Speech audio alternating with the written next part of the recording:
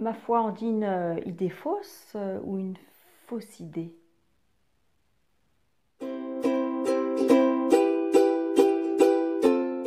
Bonjour et bienvenue sur la chaîne Les Kiffs de Sandra. Aujourd'hui, je vais vous parler de quelques idées fausses sur l'alimentation et pourquoi ces idées fausses me paraissent importantes d'être partagées. C'est tout simplement parce que vous loupez plein de choses dans l'alimentation en évitant certains aliments de votre vie.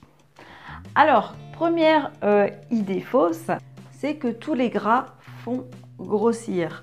Alors, moi je dirais que il y a les bons gras et les mauvais gras.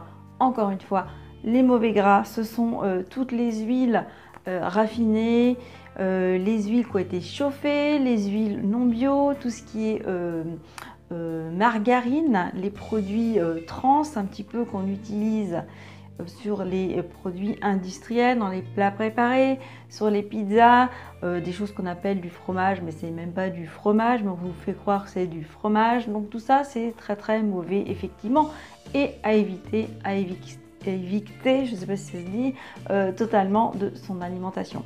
Par contre, une bonne huile de première pression à froid est très très importante dans votre vie. Pourquoi pas un bon beurre cru venant de la ferme si vous n'avez pas de problème de lactose.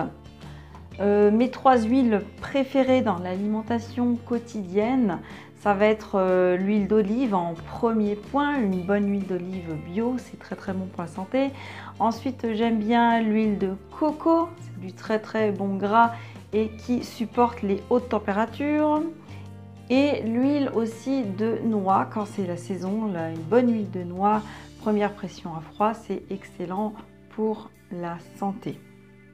Évidemment, le bon gras de certains poissons.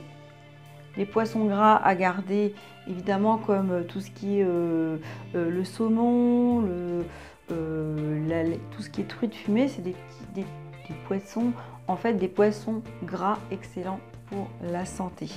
Vous retrouvez aussi par exemple en fruits ou légumes l'avocat qui est évité de certains régimes alors que c'est un très très très bon gras pour la santé et il ne fait pas plus grossir que ça, c'est une idée reçue. Et surtout, il n'apporte pas du tout de cellulite, ça c'est certain. Une autre idée reçue, c'est que les œufs contiennent du cholestérol et c'est très mauvais pour la santé. Alors oui, les œufs contiennent du cholestérol, mais c'est du bon cholestérol. Vous pouvez vous référer sur le net, il y a plein de nouvelles études qui indiquent que les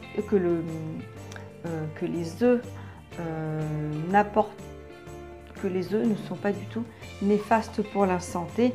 Évidemment, ne pas abuser. Et moi, je parlerai plus de qualité des œufs, en fait, encore une fois, d'acheter des œufs de poules élevés en plein air. Et le plus, c'est encore mieux quand c'est bio. Mais les œufs contiennent quand même un bon ratio d'oméga 3 et 6, excellent pour la santé et pour notre cerveau. Autre idée fausse sur l'alimentation, c'est que les pommes de terre et les bananes font grossir. Alors, on va encore revenir un petit peu sur le sujet, pommes de terre, bananes, l'avocat ou les huiles, ça rejoint un petit peu la première idée fausse. Mais encore une fois, là, je vais quand même cibler les pommes de terre et les bananes. Pourquoi? Tout simplement parce que c'est quand même des produits importants dans notre assiette car ce sont des produits alcalinisants. On a souvent tendance à être assez peut-être trop acide, en tout cas dans notre organisme, et c'est important de les garder, je pense, pour avoir un produit pour avoir un effet alcalinisant.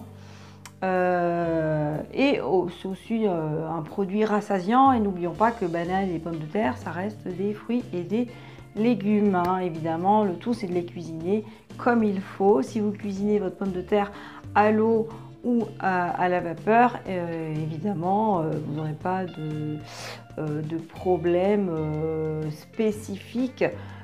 Peut-être éviter de manger des pommes de terre tous les jours, mais des pommes de terre une fois par semaine dans votre assiette et selon comment elles sont cuisinées, eh ben, ça peut que vous apporter du bénéfice.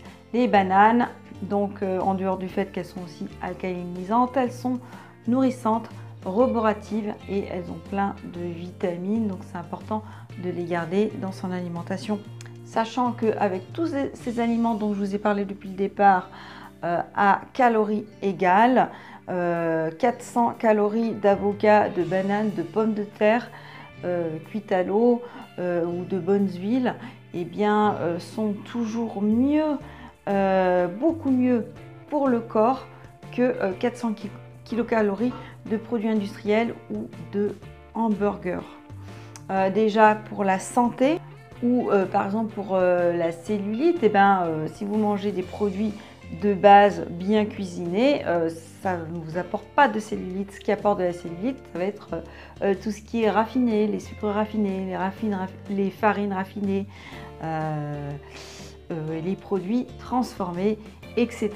Donc surtout ne les éliminez pas de votre alimentation, c'est important. Dernière idée fausse dont je voulais vous parler, c'est sauter un repas, c'est mauvais pour la santé. Eh bien, c'est encore une idée fausse. Et oui, l'être humain n'est pas forcément fait pour manger 3, 4, 5 ou 6 fois par jour. Alors évidemment, tous les organismes sont différents, mais au départ, l'être humain, si vous revenez en arrière et à sa nature initiale, il ne se posait pas à table il y a des milliers d'années ou il y a des centaines d'années, il ne se posait pas à table comme ça, avec tous les produits industriels, avec les brioches, avec tout ce qu'on peut manger. Non, on n'est pas fait du tout pour ça. Et du coup, en fait, le problème de plus de 3 repas par jour, c'est qu'on va mettre notre corps encore une fois en danger d'acidité.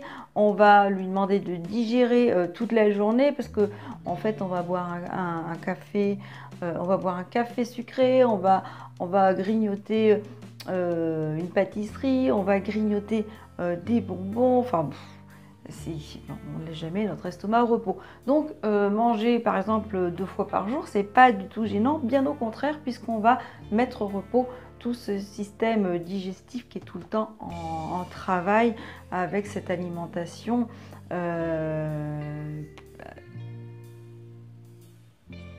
trop présente dans notre vie. On se remplit plus qu'on se nourrit. N'oubliez pas toujours de garder ça en conscience, hein. Et il y a des méthodes qui s'appellent le fasting ou le jeûne intermittent. Je pense que je vous ferai une vidéo sur le sujet, un de ces 4. Voilà une méthode intéressante qui est encore une fois assez bonne pour la santé et pour notre organisme. Voilà, le tout, si vous n'avez pas de maladie spécifique, évidemment, demandez conseil à votre médecin si vous avez vraiment des gros doutes. Mais moi, je pense que c'est à vous au départ de prendre votre santé en main, à essayer d'écouter votre corps un maximum et adopter tous ces changements petit à petit dans votre vie. Voilà, j'espère que cette vidéo vous a plu. Si elle vous a plu, pensez à la liker, à la partager et à vous abonner à ma chaîne YouTube. Je vous souhaite une magnifique semaine, je vous souhaite de prendre soin de vous quotidiennement et je vous dis bye bye!